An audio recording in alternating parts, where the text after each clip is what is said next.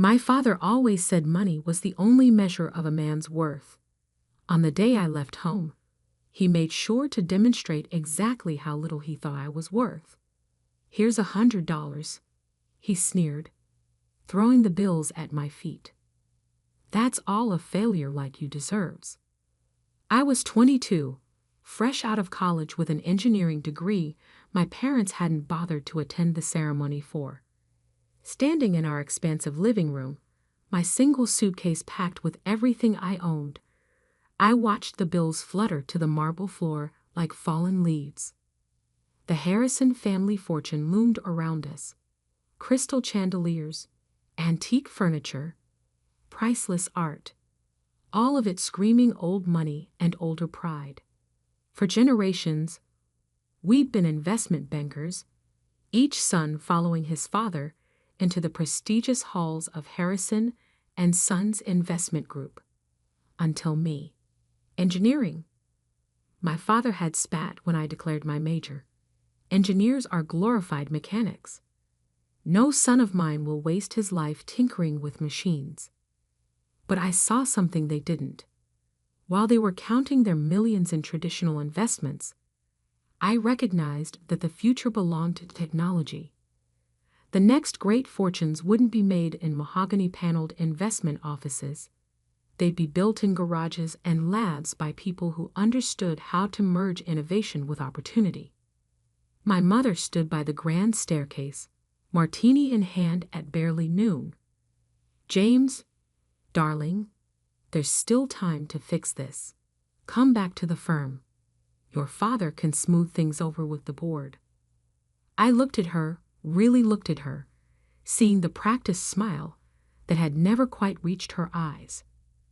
Growing up, I'd watched her measure her worth by the size of her diamond rings, each one larger than the last, as if trying to fill some void that kept expanding. "No, Mother, I'm done trying to be what you want."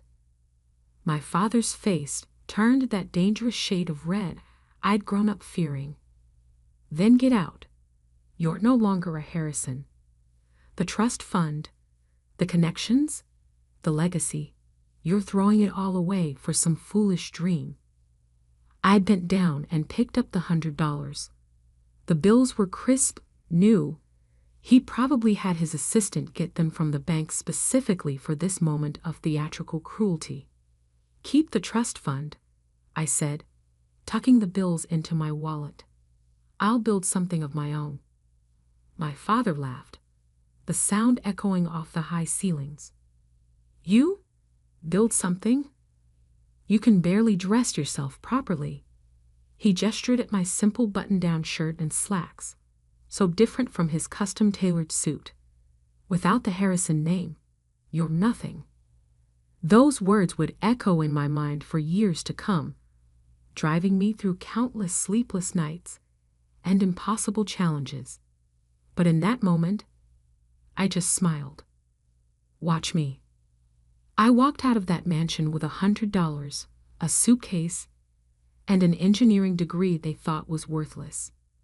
My childhood home's enormous iron gates closed behind me with a final, dramatic clang. Standing on the sidewalk, I realized I had no car. It was in my father's name. No place to live. The apartment near college had been paid for by the trust fund, and exactly $100 to my name. But I had something they didn't understand, a vision of the future and the skills to build it. I walked to the bus station, bought a $40 ticket to Silicon Valley, and used another $10 on a burger and fries. Sitting in that greasy diner, watching buses come and go, I opened my notebook and wrote 3 promises to myself. I would never use the Harrison name for gain. I would build something that would change the world. When I returned, it would be on my own terms. $50 left. Not enough to rent a place, barely enough to eat for a few days. But I had my laptop, my degree, and most importantly, an idea that had been forming in my mind throughout college. The world was rapidly moving toward renewable energy, But there was a critical problem no one had solved: storage.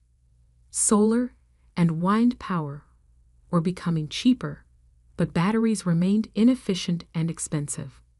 I had developed a theoretical design for a new type of energy storage system, one that could revolutionize the entire industry.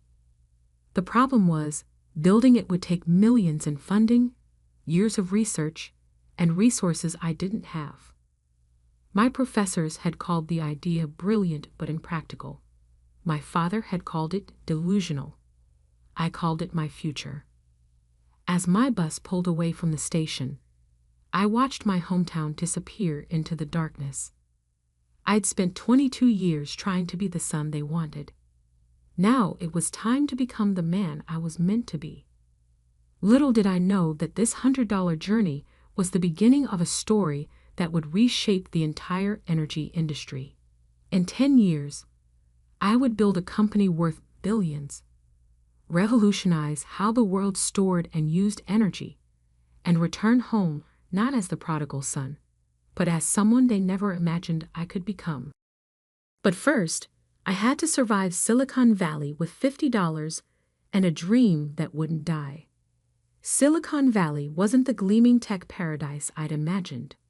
My first night, I slept on a bench in a park in Palo Alto, using my laptop bag as a pillow and my jacket as a blanket. By morning, my $50 had become $30 after buying a cup of coffee and a bagel at a local cafe. But that cafe changed everything. "You're going to get robbed sleeping out there," the barista said, watching me try to stretch my coffee for hours while using their Wi-Fi.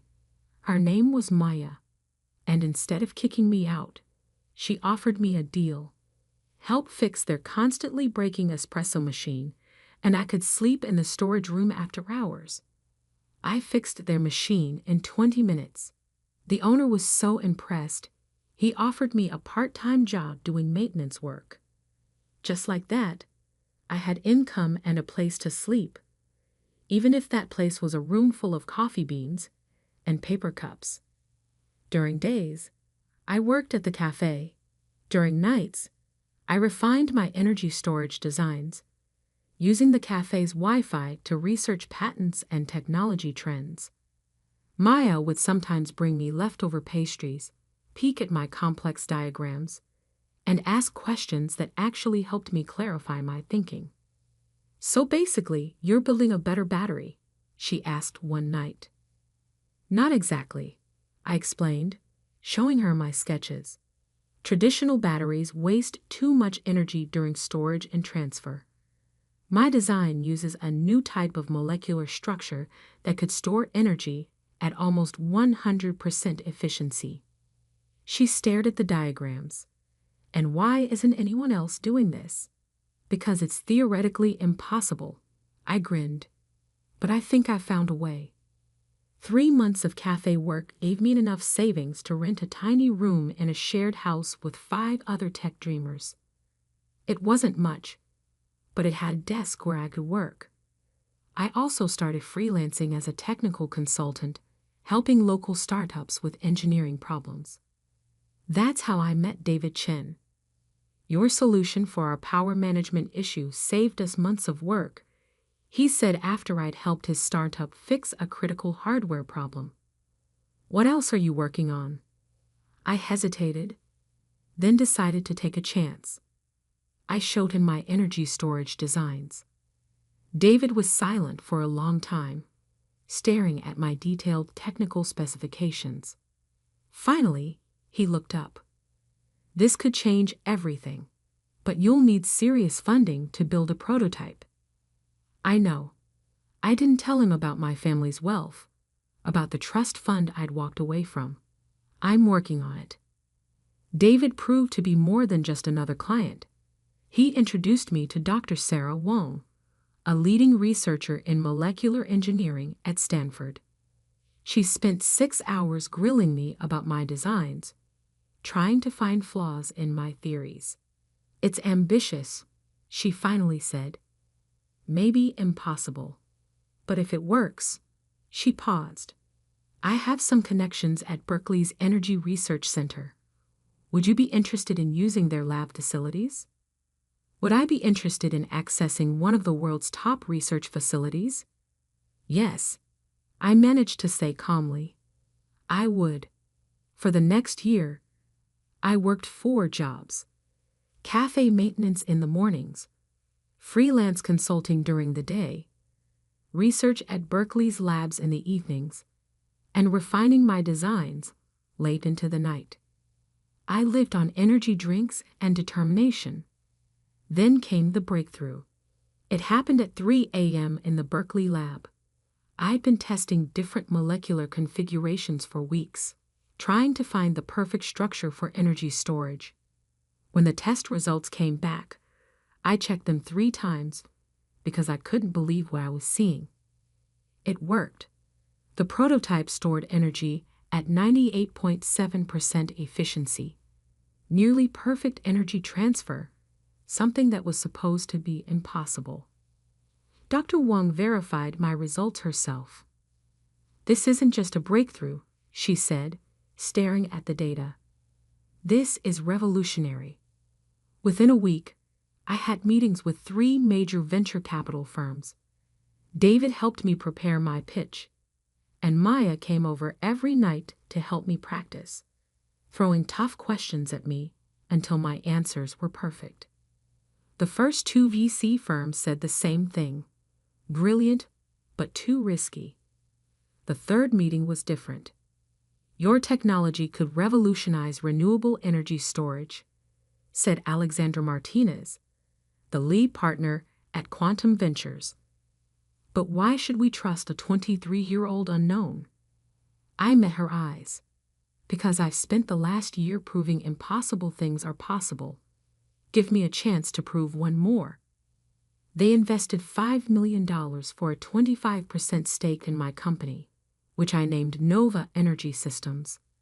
The name was a private joke, a new star rising from nothing. I moved the research to our own facility, hired a small team of brilliant engineers, and worked harder than ever.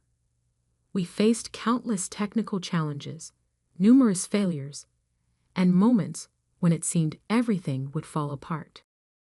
But 2 years later, we did it. Our first commercial-scale energy storage system was ready for testing. When the results came in, they exceeded even our highest expectations. Our system could store and deliver energy with 99.1% efficiency, nearly 3 times better than the best existing technology. The energy industry exploded with interest. Solar and wind power suddenly became not just viable, but economically superior to fossil fuels. Every major power company wanted our technology. Nova Energy Systems went public 3 years after that first VC investment. The stock price doubled on the first day. By the end of the week, my stake in the company was worth over $100 million. I bought my first suit since leaving home, not from the expensive tailor my father used, but from a boutique that catered to tech executives. Maya, now our head of operations, helped me choose it. "Planning to show off for someone?" she asked with a knowing smile. "No," I said, adjusting the perfectly fitted jacket, "but I think it's time to pay a visit home." I hadn't spoken to my family in 5 years. Through business news and social media, I knew Harrison & Sons Investment Group was struggling. Traditional investment banking was dying, disrupted by financial technology and changing markets. They needed to adapt, to invest in new technologies. Exactly what I had tried to tell them years ago. Now they were facing their biggest crisis yet: a hostile takeover attempt by a mysterious tech-focused investment firm. What they didn't know was that the firm, Digital Horizon Capital, was a subsidiary of Nova Energy Systems, my company. I booked a flight home, my $100 million net worth a far cry from the $100 I'd left with. But I wasn't going back to reconcile or to gloat. I was going back to buy the company that had declared me worthless. Maya caught me staring at my old family photo before I left.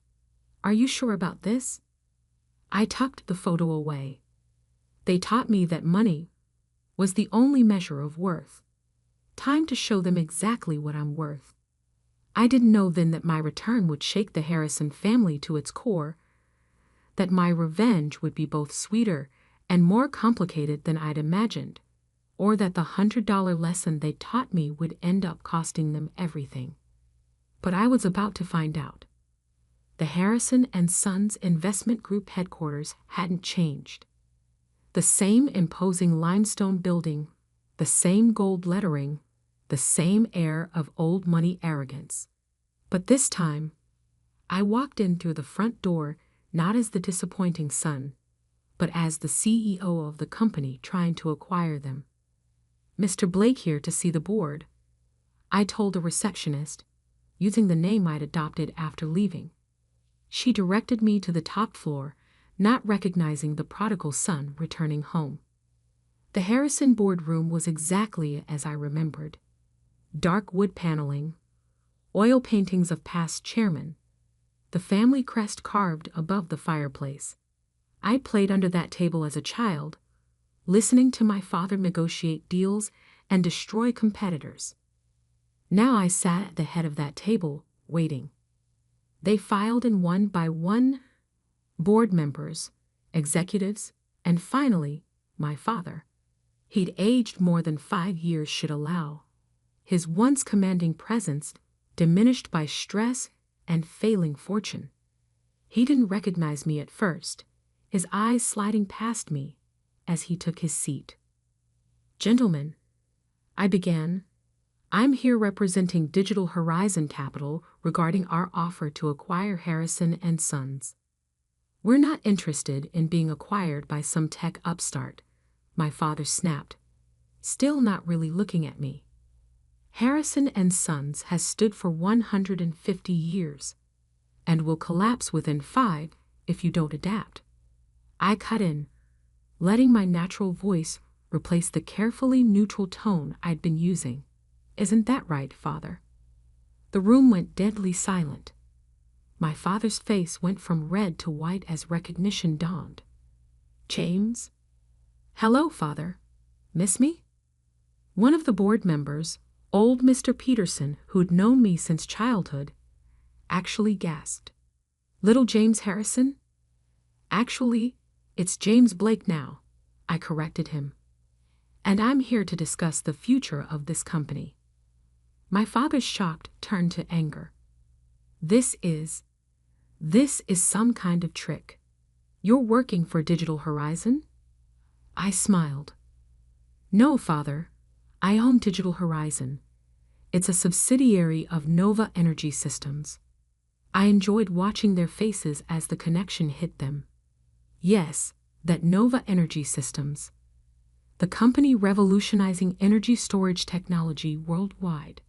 Impossible, my father whispered. You left with nothing. No, I said softly. I left with $100. Your last lesson about the value of money. Would you like to know what that lesson bought? I nodded to my assistant, who began distributing folders to each board member. Nova Energy Systems is now worth $4.2 billion. Digital Horizon Capital, which you somehow failed to investigate properly, is our investment arm. Over the past year, we've been quietly buying Harrison and Sons stock through various shells and subsidiaries. I opened my home folder. As of this morning, we own 45% of your shares.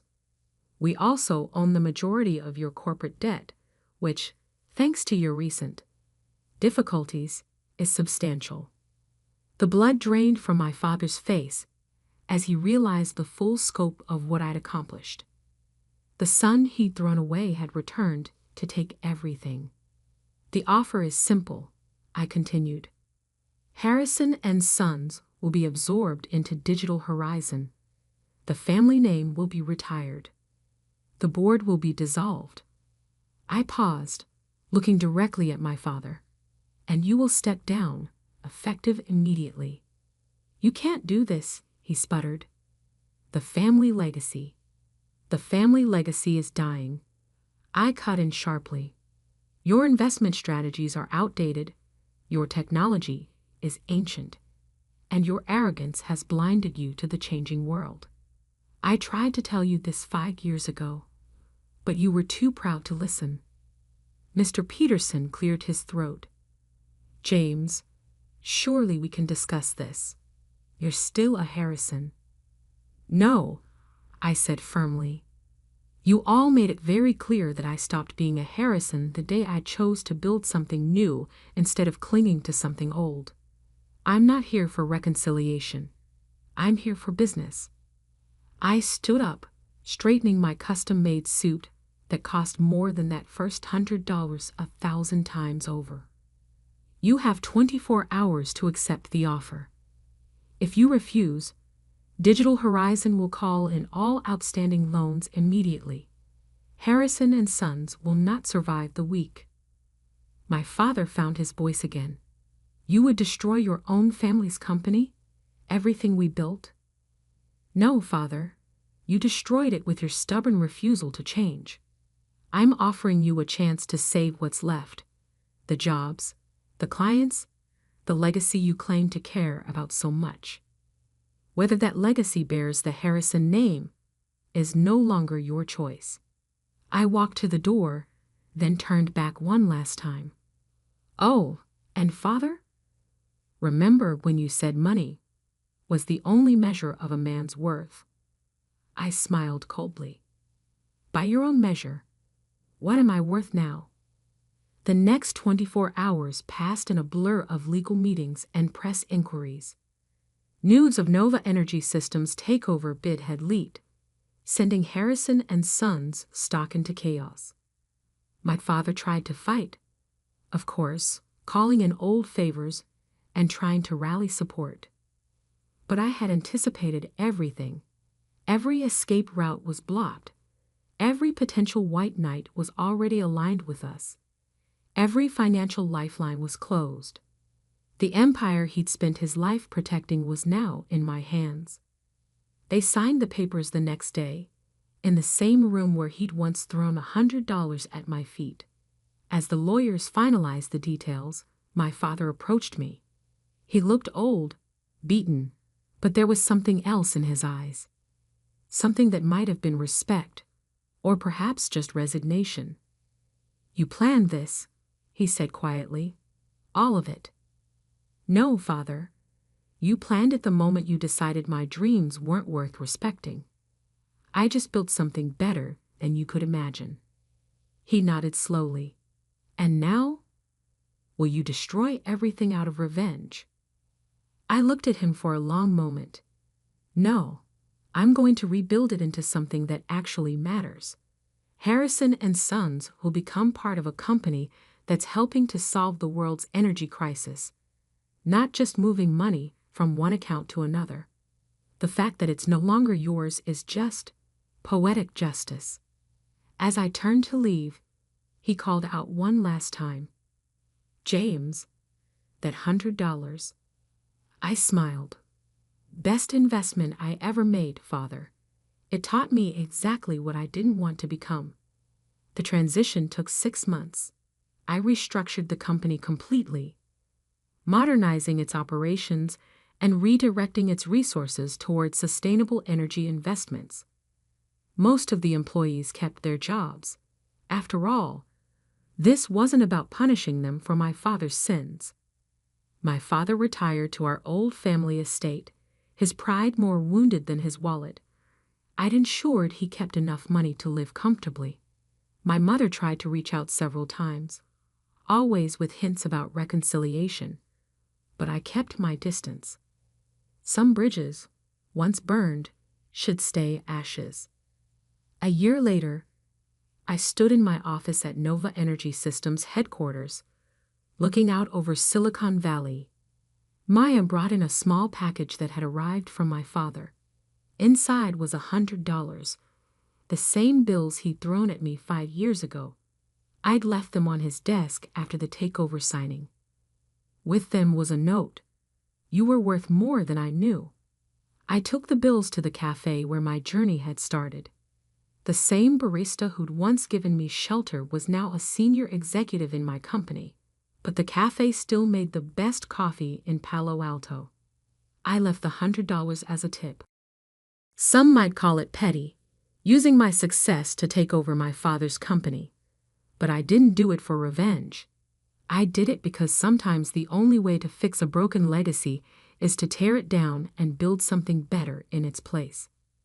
They say money can't buy happiness. But $100 taught me something more valuable. The true worth of a person isn't in their bank account or their family name. It's in what they choose to build with what they have. I built an empire, and I did it not because of the Harrison name, but in spite of it. The $100 I left with bought me something priceless: the freedom to become who I was meant to be.